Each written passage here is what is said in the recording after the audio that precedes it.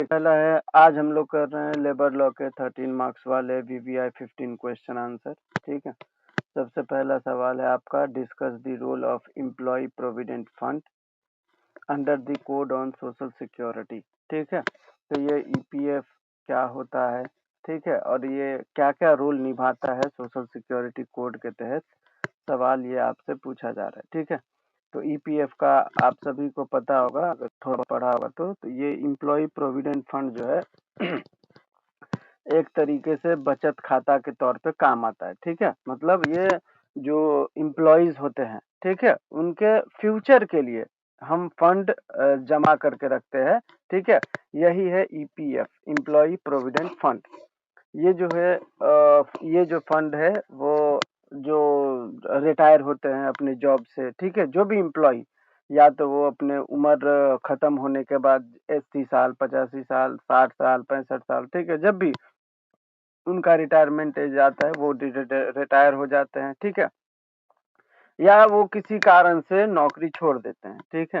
तो उनका जो भी उस कंपनी में ईपीएफ जमा होगा, ईपीएफ जमा कैसे होता है, तो ये जो एम्प्लॉय होता है और एम्प्लॉयर होता है वो अपने कुछ कुछ परसेंट, ठीक है, एक आकलन के हिसाब से मतलब 12% जो होता है सैलरी का, वो जमा होता है आपके ईपीएफ में। 12% में 3.33% जो होता है वो ईपीएफ जाता है, और 8.33% जो होता है वो ईपीएस जाता है। ठीक है। ये दोनों को जोड़ के ईपीएफ जो है आपका जमा होता है 12%।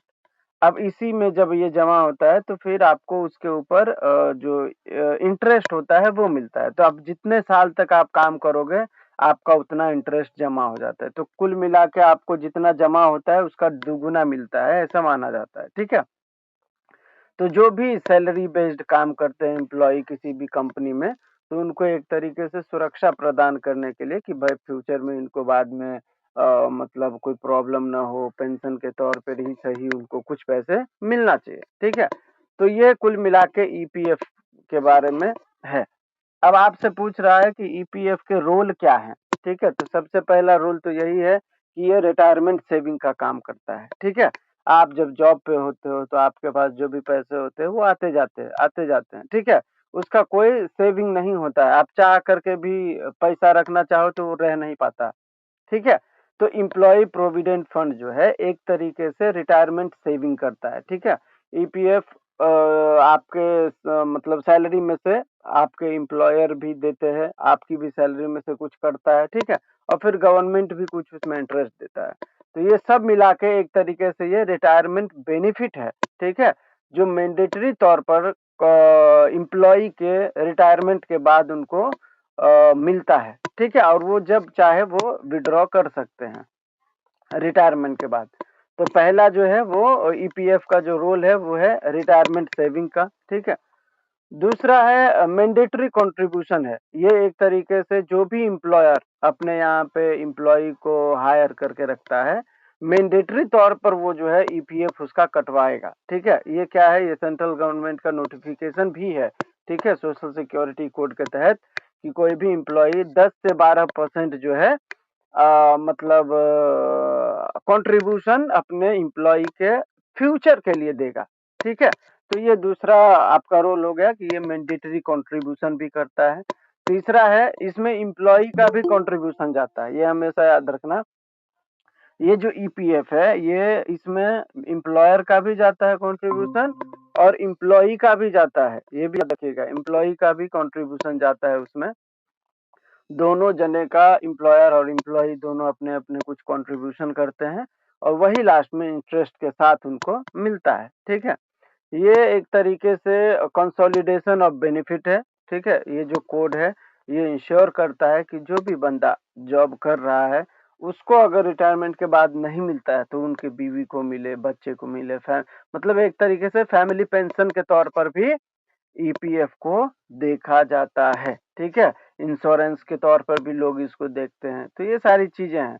तो रोल अगर आपसे पूछा जाए कि ईपीएफ के रोल क्या है, तो पहला रिटायरमेंट सेविंग होता है इससे। ठीक है। दूसरा मैंडेटरी कंट्रीब्यूशन है कि इसमें आपको करना ही पड़ेगा, एम्प्लॉयर को देना ही पड़ेगा, क्योंकि सेंट्रल गवर्नमेंट का नोटिफिकेशन है, ठीक है। तीसरा है कंट्रीब्यूशन एम्प्लॉय कंट्रीब्यूशन, एम्प्लॉय का भी कंट्रीब्यूशन होता है इसमें। इसके बाद कंसोलिडेशन ऑफ बेनिफिट है, सभी को मिल सकता है इसमें, ऐसा नहीं है कि जो बंदा कर रहा था वही करके मर गया तो उसको नहीं मिलेगा, वो सबको मिलता है, ठीक है। इसके बाद जो है एप्लीकेबिलिटी है इसके अंदर कि ये किन किन के ऊपर लागू होगा। तो ये स्कीम जो है ईपीएफ का वो ऐसे किसी भी कंपनी के ऊपर लागू होता है जहां 20 से ज्यादा एम्प्लॉय काम कर रहे हैं, ठीक है। कोई भी इस्टेब्लिशमेंट जहां पे 20 से ज्यादा लोग काम कर रहे हैं तो वहां पे ये एम्प्लॉय प्रोविडेंट फंड का जो स्कीम है वो एप्लीकेबल होता है, ठीक है।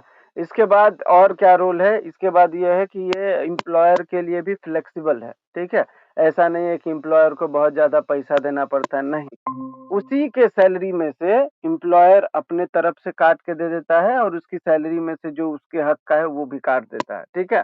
तो ये है, तो वो एम्प्लॉयर के लिए भी ये थोड़ा फ्लेक्सिबल हो जाता है कि मैं किसी और को अलग से पैसा क्यों दूं, एक ही साथ इसी में से करता रहेगा अपना, उसको जो मिलेगा लास्ट में वो ले लेगा, ठीक है। तो ये सारी चीजें हैं। इसके बाद है इसके लिए इम्प्लीमेंटेशन अथॉरिटी भी बनाया गया है। कैसे इम्प्लीमेंट होगा, अगर मान के चलिए कोई एम्प्लॉयर है, वो अपने यहाँ पे ये ईपीएफओ वाला सिस्टम ही लागू नहीं किया है तो कैसे इम्प्लीमेंट होगा, ठीक है। तो इसके लिए अथॉरिटी बनाया गया है, एक ऑर्गेनाइजेशन है जो इसके तहत काम करती है जिसका नाम है एम्प्लॉय प्रोविडेंट फंड ऑर्गेनाइजेशन। ये जो है इनका मेन रिस्पॉन्सिबिलिटी यही है कि ये जो ईपीएफ का स्कीम है वो इम्प्लीमेंट हो और हर जो एम्प्लॉई है वो उसका लाभ उठा सके, ठीक है। तो ये सारे अथॉरिटी इसके अंदर काम करते हैं। इसके बाद जो है यही सारी चीजें हैं, तो 4-5 की पॉइंट याद रखिएगा। रिटायरमेंट सेविंग होना चाहिए, मैंडेटरी कंट्रीब्यूशन है, ये एम्प्लॉय का भी कंट्रीब्यूशन जाता है। कंसोलिडेशन ऑफ बेनिफिट है, पेंशन के तौर पे ले सकते हैं आप, इंश्योरेंस के तौर पे इसको देखिए, ठीक है। रिटायरमेंट के बाद बेनिफिट के तौर पर देखिए, ठीक है। इसके बाद इम्प्लीमेंटेशन अथॉरिटी बनाया गया जिसमें एक ऑर्गेनाइजेशन है जो काम करती है, रिस्पॉन्सिबल होती है कि इम्प्लीमेंट करने के लिए, जिसका नाम है एम्प्लॉय प्रोविडेंट फंड ऑर्गेनाइजेशन, ठीक है। ये फ्लेक्सिबल होता है एम्प्लॉयर के लिए भी, यही सारी चीजें हैं इसके अंदर, ठीक है। दूसरा सवाल है हमारा, analyse the functions of the employee state insurance corporation as per social security code, ठीक है। ये दूसरा सवाल है। तो पहला था ईपीएफ से पूछा था, दूसरा है ईएसआईसी से पूछा है, ठीक है। तो कहीं ना कहीं आपको पता होगा ये जो लेबर लॉ है, हम ये जो नया वाला इम्प्लीमेंट हुआ है ये कहीं ना कहीं लेबर के बेहतरी के लिए किया गया है, ठीक है। एम्प्लॉयर के बेहतरी के लिए नहीं किया गया है, ये याद रखेगा। तो अब ये बोल रहा है कि क्या क्या ईएसआईसी क्या क्या फंक्शन करता है, इसके बारे में भी आपसे पूछा जा रहा है। तो सबसे पहले है ईएसआईसी सोशल सिक्योरिटी कोड के तहत फंक्शन करता है, ठीक है। चैप्टर 4 में इसके बारे में प्रावधान है। सेक्शन 5 में ईएसआईसी के इस्टेब्लिशमेंट के बारे में बताया गया है, ठीक है। Central government via notification ESIC को जो है इनकॉर्पोरेट कर सकता है। सेक्शन 5 सब सेक्शन 1 में इसके बारे में जिक्र किया गया है।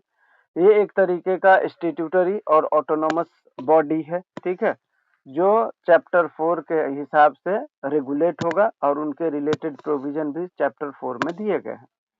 सेक्शन 5 सब सेक्शन 2 के अंदर बताया गया है कि ये जो है एक तरीके से ईएसआईसी जो है एक कॉर्पोरेट स्टेटस रखेगा, इनके पास परपेचुअल सक्सेशन होगा, ठीक है। इनका एक सील होगा, कॉमन सील, और ये अपने नाम से भी किसी के ऊपर केस कर सकते हैं, ठीक है। तो ईएसआईसी एक तरीके का कॉर्पोरेट स्टेटस रखेगा। कॉर्पोरेट स्टेटस का मतलब क्या होता है कि ये खुद के नाम पर, इनके अंदर जो भी लोग काम कर रहे हैं उससे इनका कोई मतलब नहीं है, ठीक है। ये अपने नाम पर किसी को सू भी कर सकते हैं, किसी के ऊपर कोई इनके ऊपर भी सू कर सकता है।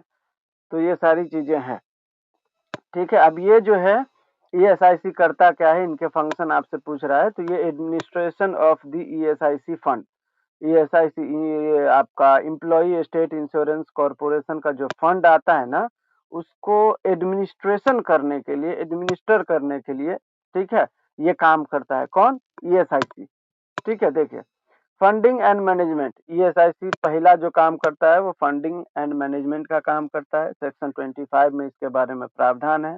ESIC manage the employee state insurance fund which includes contribution, user charges and other receipt, donation और grant। ठीक है, एम्प्लॉय के लिए अगर कोई डोनेशन आता है, कोई चार्ज है, ठीक है, या आपका कोई कंट्रीब्यूशन है किसी भी कंपनी के द्वारा, ठीक है, तो बेसिकली ये जो ESIC है वो फंडिंग और मैनेजमेंट करता है एम्प्लॉय के इंश्योरेंस को।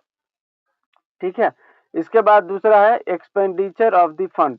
The fund may be used only for clearly defined purposes, medical treatment. अब ये जो फंड आएगा, ठीक है, एम्प्लॉय स्टेट इंश्योरेंस जो फंड आएगा उसको मैनेज कैसे करेंगे, तो उसमें देखा जाएगा कि भाई ये जो फंड है वो कहीं मतलब सही जगह पे यूज हो। तो सबसे पहले मेडिकल ट्रीटमेंट को तवज्जो दिया गया है, इसके बाद पेंशन और अलाउंस के ऊपर दिया गया है, तीसरा है इंफ्रास्ट्रक्चर पर, ठीक है, जो हॉस्पिटल डिस्पेंसरी वगैरह उनके बेनिफिट के लिए बनाए जाए। ठीक है, नेक्स्ट है ऑडिट होना चाहिए ESIC अकाउंट वगैरह कि भाई सबको बराबर से मिल रहा है इंश्योरेंस वगैरह या नहीं। ठीक है, तो ये सारी चीजें हैं। हेल्थ और वेलफेयर मेजर्स भी हैं। इसके बाद other any other purposes approved by central government and on recommendation from the corporation. ESIC corporation अगर कोई रिकमेंड करती है, ठीक है, या सेंट्रल गवर्नमेंट कोई और पर्पज बताता है तो उसके हिसाब से भी ये सारे फंड जो है यूज किए जा सकते हैं। नेक्स्ट है इंश्योर्ड पर्सन, इसके अंदर coverage, contribution and benefit, section 28, 31, 32 में इसके बारे में प्रावधान है। ये बोलता है insure all employees in applicable establishment are insured by prescribed means and eligible for code benefit once contribution are made and conditions met। ठीक है, हर एम्प्लॉय, ऑल एम्प्लॉय के लिए यहाँ पे बताया गया है कि ये इंश्योर करेंगे कि सभी इंश्योर्ड हों। इंश्योर्ड मतलब सभी का इंश्योरेंस होना चाहिए। ठीक है, ESIC के जरिए। इसके बाद है contribution by employer and employee. ESIC में भी, ठीक है, दोनों जो एम्प्लॉयर और एम्प्लॉय जो हैं दोनों अपने अपने कॉन्ट्रीब्यूशन देंगे। ठीक है, डायरेक्ट भी दे सकते हैं या कॉन्ट्रैक्टर के जरिए भी दे सकते हैं। Employers contribution can not be passed on to the employee. Contractor में रीइंबर्स्ड बाय एम्प्लॉयर्स। कॉन्ट्रैक्टर में recover employee contribution from employees under condition. ठीक है, नेक्स्ट है इंटाइटलमेंट टू बेनिफिट, सेक्शन 32 में इसके बारे में बताया गया है। जिसका भी ESIC होता है वो सिकनेस बेनिफिट ले सकता है, मैंडेटरी बेनिफिट ले सकता है, डिसेबलमेंट बेनिफिट ले सकता है, डिपेंडेंट बेनिफिट ले सकता है, मेडिकल बेनिफिट ले सकता है और फ्यूनरल बेनिफिट ले सकता है। ठीक है, these all benefit are conditional prescribed in regulation. ठीक है, एडिशनली ESIC में extend medical benefit to family member of insured person. ठीक है, तो ESIC जो है मेडिकल बेनिफिट भी फैमिली मेंबर्स को प्रोवाइड करने का काम करता है। ठीक है, अब इसको 2020 में जब हमने कोड लाया तो इसको थोड़ा सा और एक्सपांड कर दिया। ठीक है, हमने ESIC coverage broadened into include all establishment with 10 employ. ठीक है, 10 और मोर, तो जहाँ पे भी 10 या 10 से अधिक मेंबर काम करते हैं, एम्प्लॉय काम करते हैं, ठीक है, वहां पे भी ESIC का प्रावधान कर दिया गया है। नेक्स्ट है अगर, और यहाँ पे ये भी दिया गया है and hazardous industries even with a single employee. अगर कोई हजार्डस इंडस्ट्री है, ठीक है, और वहां पर एक ही बंदा काम करता है तो वहां पे भी ESIC का प्रावधान जो स्कीम्स है वो लागू होने चाहिए। ठीक है, तो ये बहुत बड़ा बदलाव आया नया वाले में 2020 के इसमें। ठीक है, इसके बाद जो है डिजिटल कंप्लायंस, ये सभी को पता है कि ई श्रम पोर्टल पर आपको जो है सभी सभी एम्प्लॉय के रजिस्ट्रेशन मैंडेटरी है। ठीक है, उसमें आधार कार्ड, पैन कार्ड, जो भी आपका बैंक डिटेल वगैरह है वो दे दीजिए और इसके बाद आपको एक UAN नंबर मिल जाता है। ठीक है, फिर आपका डेटा गवर्नमेंट के पास होता है। अब उसी हिसाब से जो भी स्कीम्स वगैरह हैं गवर्नमेंट उसके अकॉर्डिंग रेगुलेट करते हैं। सवाल पूछ रहा है what is the employers liability for compensation under the employees compensation provision in the code on social security 2020। ठीक है, तो शॉर्ट नोट में भी हमने देखा था कि एम्प्लॉयर का लायबिलिटी कब अराइज होता है कॉम्पनसेशन देने के लिए। ठीक है, तो अगर आपको मोटा-मोटी ये याद रखना हो तो ये याद रखिएगा कि एम्प्लॉयर की लायबिलिटी फॉर कंपनसेशन तब अराइज होता है जब कोई भी बंदा एम्प्लॉयमेंट के दौरान इंजर्ड होता है, ठीक है? और उसमें एक्सेप्शन ये दिया हुआ है कि अगर वो बंदा अल्कोहल के इसमें है, इन्फ्लुएंस में, ठीक है? या मिसकंडक्ट के दौरान ये हुआ है, ठीक है? या विलफुली उसने जो है रूल को अबाइड वो कर दिया है, इग्नोर कर दिया है, ठीक है? तो जो वो सारी चीज़ें जो है कॉम्पेंसेशन वाली वो लायबिलिटी एम्प्लॉयर की नहीं होंगी। ये हमेशा याद रखिएगा, ठीक है? अब यहाँ पे सेक्शन 74 आप जब पढ़ेंगे तो इसके बारे में बेसिक लायबिलिटी के बारे में बताया गया है कि कब-कब एम्प्लॉयर को लायबल ठहराया जा सकता है कॉम्पेंसेशन के लिए, ठीक है?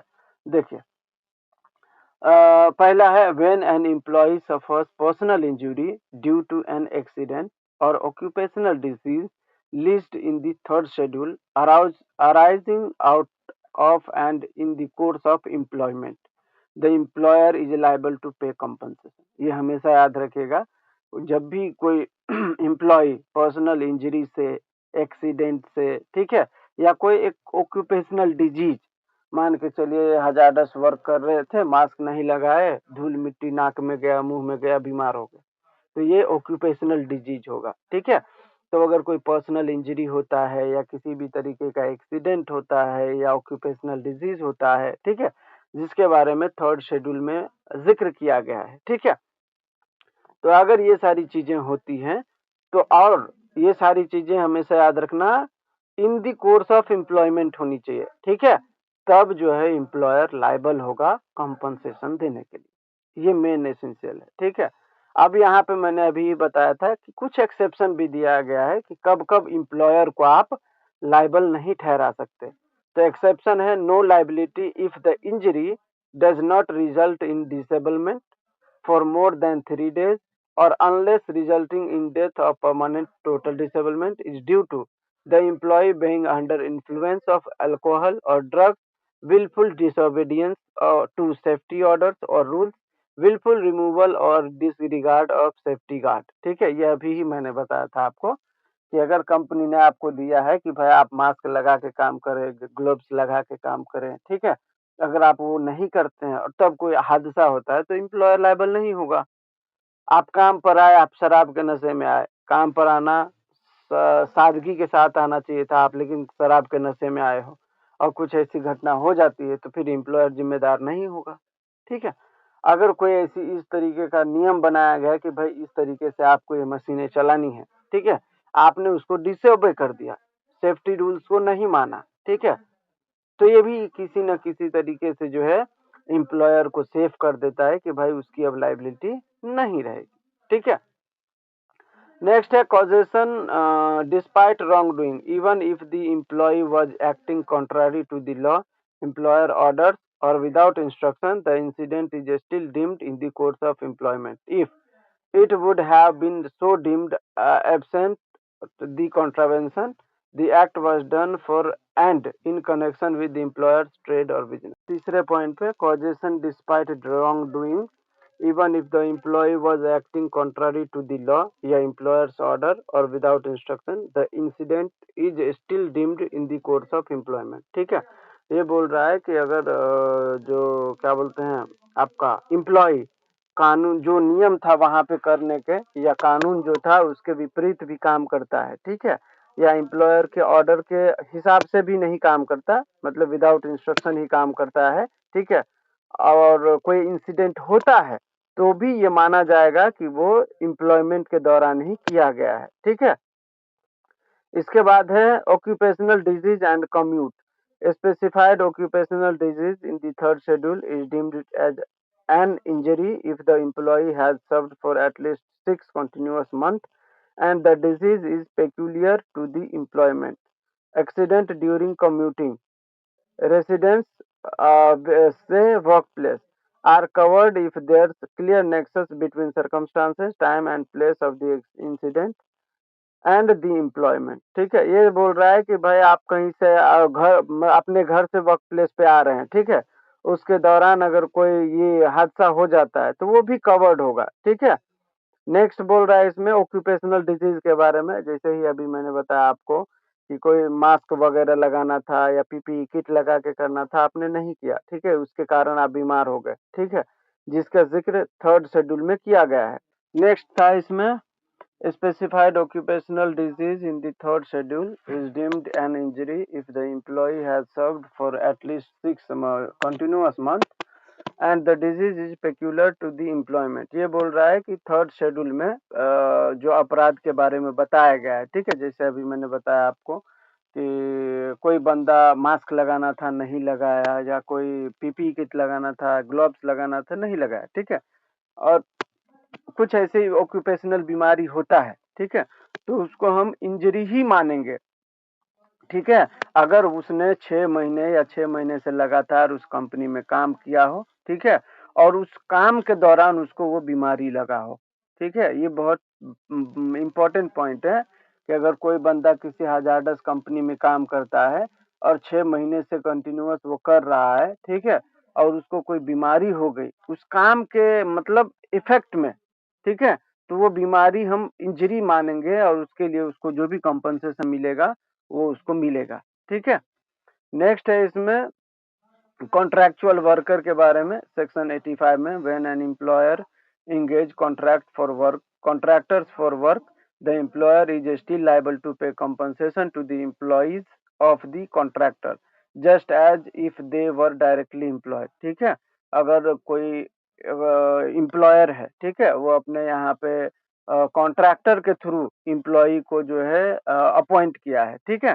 तो ऐसा वो नहीं बोल सकता एम्प्लॉयर कि ये कॉन्ट्रैक्ट का वर्कर है तो हम इसको जो है कंपनसेशन नहीं देंगे, ऐसा बिल्कुल भी नहीं है। एम्प्लॉयर फिर भी लायबल होगा कंपनसेशन देने के लिए, भले ही कॉन्ट्रैक्टर ने उस एम्प्लॉई को अपॉइंट किया है इसके कंपनी में, ठीक है? तो वैसा माना जाएगा कि कंपनी ने खुद से इसको एम्प्लॉय किया है, एम्प्लॉयड किया है, ठीक है, डायरेक्टली, और इस तरीके से उनको जो है कंपनसेशन दिया जाएगा, ठीक है? Compensation is calculated based on the employee's wages under their actual employer। ठीक है, तो जो भी compensation उनको मिलेगा उनके सैलरी के हिसाब से मिलेगा, ये तो सही बात है, ठीक है?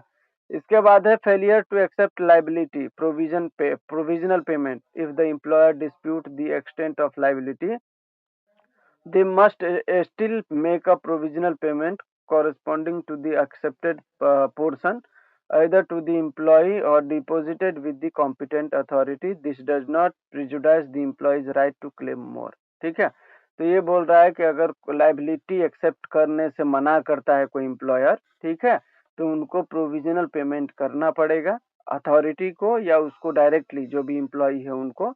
ये सारे प्रावधान हैं, जब आप डिटेल में पढ़ेंगे तो उसके बारे में सेक्शन 77 में आपको मिलेगा।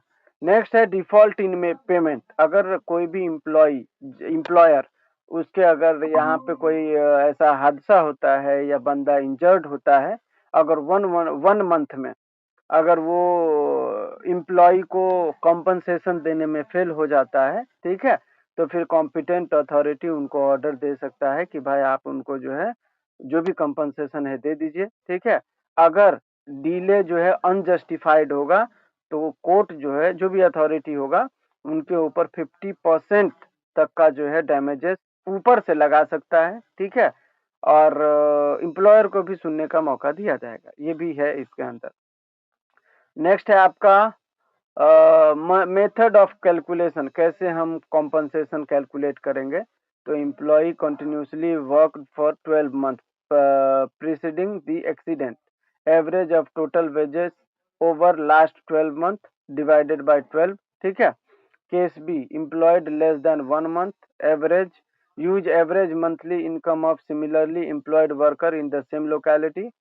Case c otherwise 30 into number of days in that period. ठीक है, तो ये बोल रहा है मतलब कैलकुलेशन करने के लिए कि कॉम्पनसेशन किसको कैसा मिलेगा, कितना मिलेगा। तो सैलरी के ऊपर भी रहता है, इंजरी किस टाइप का हुआ है उसके ऊपर भी रहता है, ठीक है।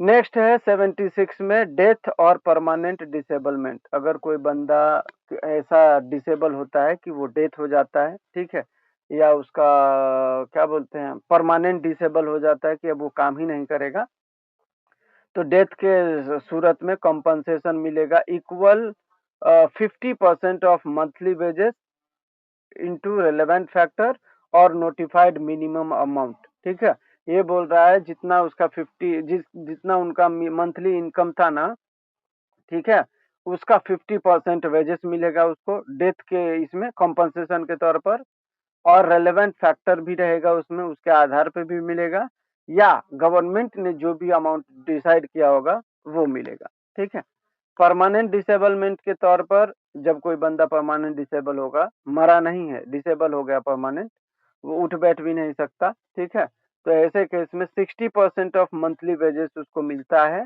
ठीक है, कॉम्पनसेशन के तौर पर, मल्टीप्लाइड बाय रेलेवेंट फैक्टर। ठीक है, अगर कोई रेलेवेंट फैक्टर है कि भाई इस कारण से हुआ था, या एम्प्लॉयर का पूरा गलती है, ठीक है, उन्होंने पीपीई किट या सेफ किट नहीं दिया था, तो ये सारे फैक्टर को भी देखते हुए कॉम्पनसेशन डिसाइड किया जाता है, या हायर नोटिफाइड अमाउंट, जो भी नोटिफाइड अमाउंट होगा उस पर्टिकुलर मतलब कंपनी में वो दिया जाएगा।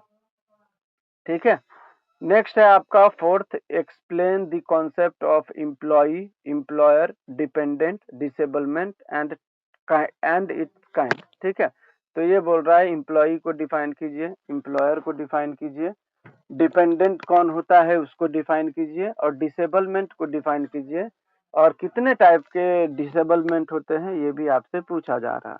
एम्प्लॉय कौन होता है, तो एम्प्लॉय तो सिंपल सी बात है भाई, जो वेजेस लेके काम करेगा वो एम्प्लॉय कहलाएगा। ठीक है, तो the definition under social security code 2020, employee, employer, dependent, disablement etcetera. तो सबसे पहला है एम्प्लॉय का, an employee is defined broadly to ensure inclusivity under the code. Employee means any person other than the apprentice act, वो छोड़ दीजिए, ये code ये दूसरे एक्ट का था।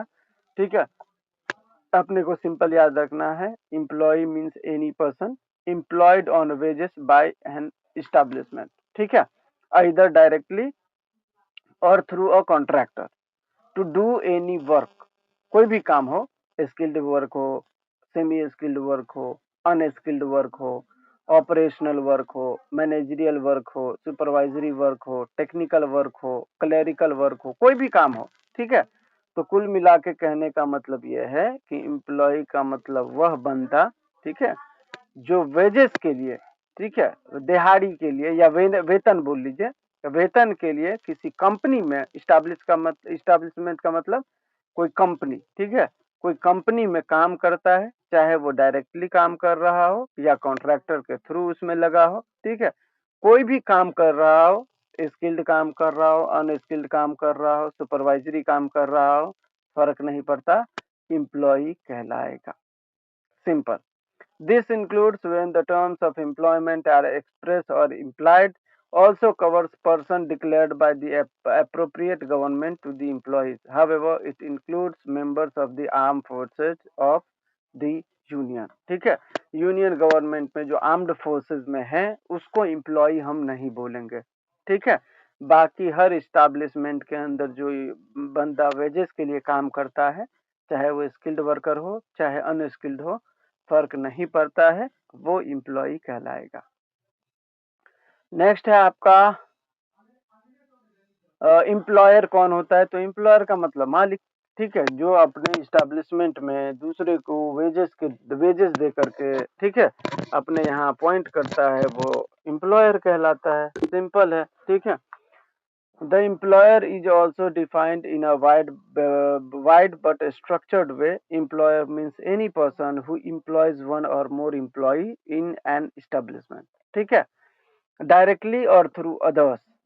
For a government department, the authority specified or the head of department is the employer. ठीक है, तो ये बोल रहा है कि कोई भी कंपनी है, कोई भी एस्टेब्लिशमेंट है जहाँ पे उन्होंने अपने एम्प्लॉय को एम्प्लॉयड करके रखा है, चाहे वो एक हो या बहुत सारे हो, फर्क नहीं पड़ता, चाहे वो डायरेक्टली एम्प्लॉय करके रखे हो या थ्रू कॉन्ट्रैक्टर रखे हो, फर्क नहीं पड़ता, वो एम्प्लॉयर ही कहलाएंगे।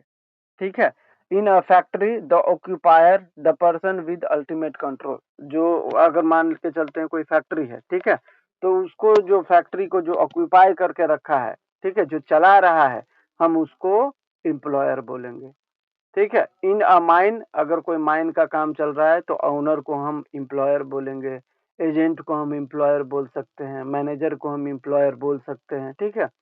In other establishment the any person और अथॉरिटी विद अल्टीमेट कंट्रोल, ठीक है। बाकी हम किसी भी एस्टैब्लिशमेंट को ले ले तो जो उसको चला रहा है, जिसका अल्टीमेट कंट्रोल है उसके ऊपर, ठीक है, तो हम उसको एम्प्लॉयर बोलेंगे। नेक्स्ट है आपका डिपेंडेंट कौन होता है? तो डिपेंडेंट का मतलब जो भी बंदा आपके क्या बोलते हैं किसी कंपनी में काम करता है, ठीक है, तो वो मर जाता है, मान के चलते हैं, तो उनके जो भी लीगल हियर्स होते हैं, उनको डिपेंडेंट कहा जाता है, ठीक है, क्योंकि उनके बाद वही है ना जिनको वो स्कीम्स वगैरह मिलेंगे, ठीक है, तो इसीलिए डिपेंडेंट का कॉन्सेप्ट यहाँ पे है। A dependent of a deceased employee generally includes close family member who relied on the employee's earning, ठीक है। अगर मैं काम कर रहा था, ठीक है, और मैं डिसेबल हो गया, अब मेरी बीवी है मेरे पीछे, ठीक है, और मेरे एक बच्चे हैं, तो वो कौन कहलाएगा? वो कहलाएगा डिपेंडेंट, क्योंकि वो मेरे ऊपर निर्भर कर रहे थे, ठीक है। जब आप चैप्टर 4 पढ़ेंगे तो उसमें बताया गया है, विडो हो सकता है डिपेंडेंट, माइनर हो सकता है, माइनर का मतलब उसका बच्चा, सही बात है। मैंने अभी बोला कि मेरी बीवी है, मेरे बच्चे हैं, तो ये कौन हो गए? ये हो गए डिपेंडेंट, ठीक है, उसी को एक्सप्लेन किया है। नेक्स्ट था आपका इसमें डिसेबलमेंट क्या होता है और कितने टाइप का होता है, ठीक है। तो डिसेबलमेंट का मतलब होता है कि भाई आपके बॉडी का जो फंक्शन करने की एबिलिटी थी, वो कहीं न कहीं इंजरी के कारण मतलब रिड्यूस हो गया है, ठीक है? उसको हम बोलेंगे डिसेबलमेंट। मतलब मान के चलिए मैं हाथ से काम कर रहा था मशीन में, ठीक है? मेरा हाथ कट गया, ठीक है? तो अब मैं यहाँ पे डिसेबल हो गया, मैं उस हाथ से वो काम नहीं कर पाऊँगा अब, ठीक है? तो आपके फंक्शनल जो बॉडी का फंक्शन है, वो कुछ करने की, एबिलिटी करने की, ठीक है? तो उसमें अगर कोई क्या बोलते हैं उसको, किसी इंजरी के कारण या ऑक्यूपेशनल डिजीज़ के कारण लॉस हो जाता है, वो करने की क्षमता खत्म हो जाती है, तो वो डिसेबलमेंट कहलाता है। Disablement refers to the loss or reduction of functional ability, ठीक है, caused by an employment related to injury और functional of occupational disease, ठीक है। ये हो गया डिसेबलमेंट। अब ये डिसेबलमेंट कितने तरीके का हो सकता है? तो एक होता है टेम्पररी, ठीक है, a condition resulting from an employment injury that requires medical treatment and temporarily incapacitates the employee performing their duties, ठीक है। तो ये बोल रहा है टेम्पररी, ये नाम में ही मतलब आंसर है। टेम्पररी डिसेबलमेंट का मतलब टेम्पररी है कि मतलब ये ठीक हो सकता है, कोई प्रॉब्लम नहीं है इसमें, ठीक है। दूसरा होता है परमानेंट पार्शियल डिसेबल, मतलब आपके बॉडी का कोई पार्ट जो है वो मतलब पूरा बॉडी डिसेबल नहीं हुआ है, कुछ पार्ट डिसेबल हुए हैं जो कि परमानेंट हो गए, ठीक है। मेरा हाथ कट गया तो परमानेंट कट गया ना, अब उससे उस हाथ से मैं काम तो कर नहीं सकता, ठीक है। तो ये permanent injury that reduce the employees earning capacity, ठीक है, तो वो ड्यू टू एक्सीडेंट या इंजरी, ठीक है, तो वो परमानेंट पार्शियल डिसेबलमेंट कहलाता है। एक होता है परमानेंट टोटल डिसेबलमेंट, ठीक है। परमानेंट टोटल डिसेबलमेंट का मतलब होता है a permanent injury that renders the employee incapable of performing any work, ठीक है, they were previously capable of, मतलब वो बंदा जो पहले सारा काम कर पा रहा था, उस इंजरी के कारण वो अब कोई काम नहीं कर पा रहा है, ठीक है। तो ये होता है employee incapable of performing any work, ठीक है, परमानेंटली। तो ये होता है परमानेंट टोटल डिसेबलमेंट। और एक होता है total disablement. Total disablement not explicitly defined separately from PTD PPD जो मैंने अभी ऊपर बताया, but generally refers to the disablement to severe that all work is precluded. तो ये बोल रहा है कि परमानेंट टोटल डिसेबलमेंट ही है, ठीक है, जिसको टोटल डिसेबलमेंट भी कहा जाता है। टोटल डिसेबलमेंट का कोई अलग से व्याख्यान नहीं है, डेफिनेशन नहीं है। टोटल डिसेबलमेंट का मतलब वही पूरा बॉडी आपका खराब हो गया, अब किसी भी तरीके से आप काम नहीं कर सकते, ठीक है। तो ये होता है। तो टाइप्स ऑफ डिसेबलमेंट में temporary disablement, permanent partial disablement और परमानेंट टोटल डिसेबलमेंट होता है, ठीक है। कुल मिला के ये 3 होते हैं। नेक्स्ट है आपका 5वां, what are gratuity provision under the code on social security 2020, discuss eligibility criteria and calculation method, ये बोल रहा है, ठीक है। तो ग्रेचुइटी क्या होता है, मैंने पहले भी बताया था। ग्रेचुइटी जो होता है, कोई भी बंदा जब काम करता है तो काम करने के बाद जब वो रिटायरमेंट लेता है, ठीक है, तो उनको जो है एक तरीके से क्या बोलते हैं, बेनिफिट के तौर पे मिलता है, ठीक है। अब पढ़ देता हूं मैं। ग्रेचुइटी को सेक्शन 53 में डिफाइन किया गया है। Every factory, mine, oil field, plantation, port, railway company and every shop or establishment employing 10 or more employee on any day during the preceding 12 months as well as the other establishment notified appropriate government. Gratuity becomes payable upon termination of employment after continuous service of at least 5 years in an event such as superannuation, retirement, resignation, ठीक है। ये बोल रहा है section 53 के sub clause 1 में कि कोई भी बंदा जब कोई सर्विस में है और वो कंटिन्यूअसली 5 साल से करते आ रहा है तो उसको ग्रेचुइटी मिलेगा, ठीक है। उसके टर्मिनेशन के बाद, अब टर्मिनेशन सुपरनुएशन से भी हो सकता है, रिटायरमेंट भी से भी हो सकता है, रेजिग्नेशन देके भी हो सकता है, मरने के बाद भी हो सकता है, ठीक है, या कोई कॉन्ट्रैक्ट बेस्ड था तो कॉन्ट्रैक्ट खत्म होने के बाद भी हो सकता है, ठीक है।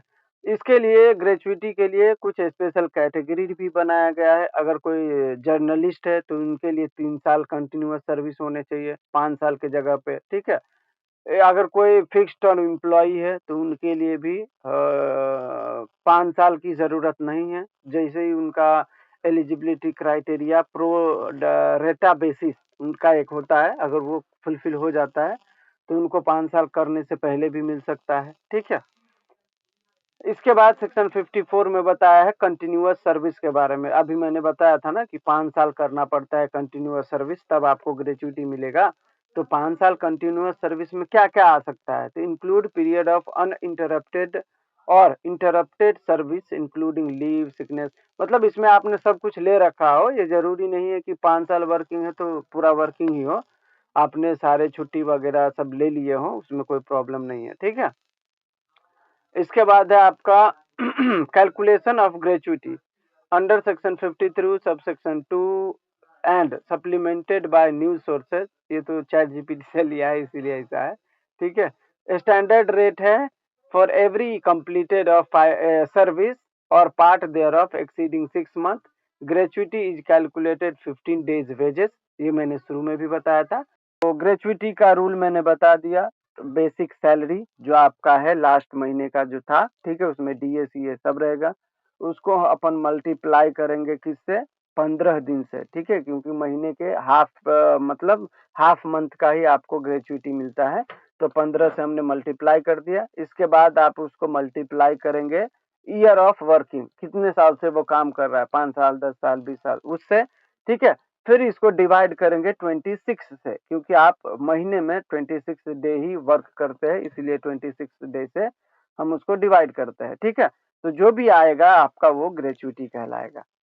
अब ये ग्रेचुइटी मिलता कैसे है, ठीक है, उसका टाइमलाइन क्या है, इसके बारे में सेक्शन 56 में बताया गया है। The employee must apply in writing with in the prescribed time and form for gratuity payment, ठीक है। तो एम्प्लॉई को एक एप्लीकेशन देना होता है राइटिंग में कि मुझे ग्रेचुइटी चाहिए, ठीक है, और उसका जो भी फॉर्म आता होगा ग्रेचुइटी का, उसको भर के आपको जमा करना होता है। The employer whether or not an application was made must determine the gratuity amount as soon as it becomes payable, ठीक है। जो भी एम्प्लॉयर है उनकी ये ड्यूटी है कि वो जो भी ये एप्लीकेशन आया है उसके आधार पर ये देखे कि भाई वो बंदा ग्रेचुइटी के लिए एप्लीकेबल था या नहीं था, कितने दिनों उसने काम किया, ये सारी जानकारी उनको लेनी है।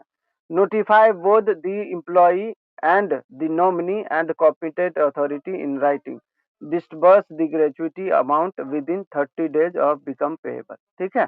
जब से ये अमाउंट ये जब ये एप्लीकेशन दिया उन्होंने अपना पूरा वो कर लिया, ठीक है, डिटेल निकाल लिया कितना देना है, इसके बाद उनको विद इन 30 डेज ग्रेच्युटी पे करना है। If payment is delayed must pay simple interest at the rate notified by the central government. अगर वो जो क्या बोलते हैं आपके ग्रेच्युटी टाइम पे नहीं दिए जाते, डिले किया जाता है, ठीक है, तो आपको आपको उस अमाउंट का इंटरेस्ट भी मिलेगा, ठीक है, जितने दिनों डिले किया हुआ होगा।